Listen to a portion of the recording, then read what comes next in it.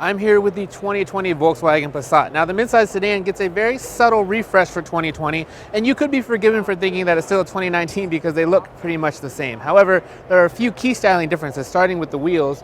These new 19-inch alloy wheels here on the R-Line version of the Passat, and we think that they actually are a big improvement over last year's wheels. Up front, further design changes that are a little subtle, but if you look closely, you can notice them. There's an extra bar in the grille, and the lower valence has also been opened up a little bit to make the Passat look slightly more aggressive. Changes on the interior are similarly subtle. There's not a whole lot different here from the 2019 version, but what has changed we actually think is a negative. So you have the same size screen here, a 6.3-inch touchscreen, but what they've done is they've kind of expanded the covering of it. And what used to be physical controls on the outside of the screen to get to different things like radio stations, navigation, or the home screen are now touch controls that are much harder to find while you're driving. These lines here are not actually three-dimensional, they're just kind of flat, so there's no way to differentiate between the different buttons on the sides of the screen, and that makes it much harder to use.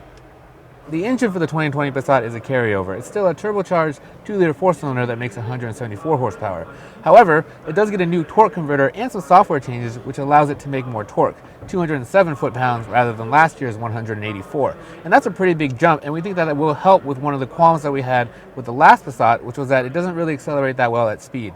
Added torque should help with that. Not much has changed with the 2020 Volkswagen Passat, and frankly, I think that might be okay.